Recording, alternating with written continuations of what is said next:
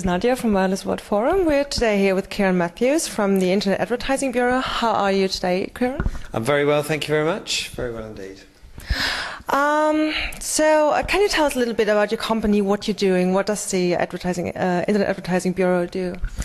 Well, my name is Kieron Matthews. I'm the head of marketing for the Internet Advertising Bureau, and the IAB, as we're familiarly known, we are the trade body for the Internet advertising industry, and we represent the trade, and that will include media owners, agencies and advertisers. And our main role really is to change the hearts and minds of advertisers and agencies to embrace what online can actually deliver, and we do that through a variety of channels, through research, events, books we write, training, and we speak at a lot of events. So the Internet Advertising Bureau is dealing, of course, with Internet advertising. So how big is the advertising market in 2007? Well, I can't tell you the size of the Internet advertising market for 2007 because we're just in the current process of collating the figures. However, I can give you an estimation. To give you a benchmark, 2006, the size of the Internet advertising industry was over £2 billion, which makes it second only to direct marketing and television.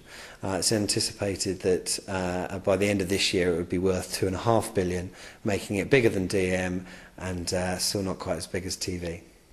Oh, but it's fantastic prospects for the end of this year, and it makes one wonder where it will go.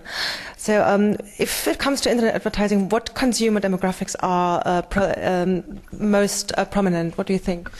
Well, it's an interesting question. Clearly, the most popular demographic is to the kind of higher end, as the ABC ones. That's largely driven by the cost of entry of getting online, so the cost of actually buying a laptop. In terms of age groups, it's pretty split evenly. Of course, the younger demographic are spending more time, but actually the most interesting demographic at the moment in terms of age is the 55-year-old pluses, which is actually the largest growing sector at the moment. In terms of male-female split, it's about 50-50, though you do find what those people are doing online differs quite dramatically, as you can well imagine. Could you tell us a bit more about that, maybe, because it just piqued my curiosity? Yeah,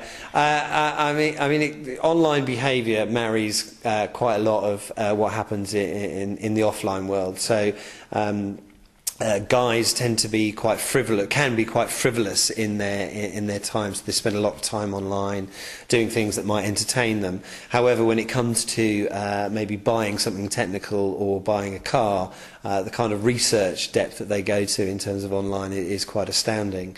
Female audiences can often be quite creative in terms of what they both interact with and also the kinds of things that they enjoy. And female consumption online can be sometimes called something called media snacking, where they go onto the web for short bursts of time, enjoy something, send an email, look at a site, something like that. But I'd hate to generalise too much. Of course, it varies dramatically on the type of female or the type of male you are and what you're actually trying to do online. So if you want to engage your consumer, how should you go about that?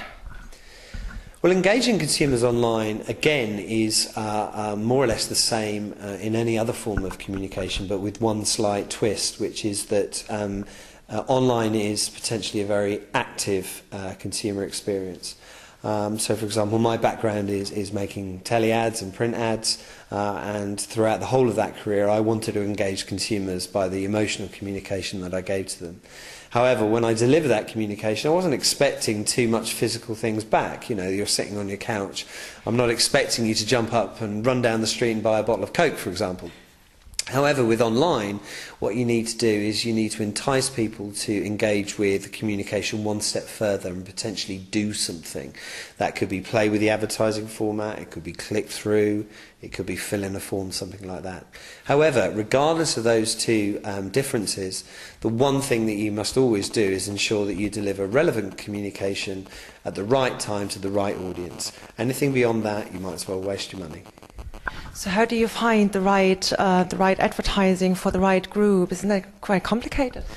It can appear to be quite complicated. You're absolutely right. The exciting thing about online is that it is the most attributable form of communication there is, accountable communication that there is. So actually, the depth of targeting information that you can get on your audience is unsurpassed. So actually, online media owners and advertisers know more about their PC audience than they would do in anything else.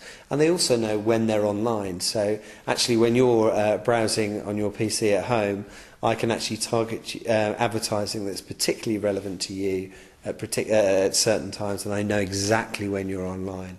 Unlike, say, for example, TV or magazine, where you don't really know when you're consuming the media.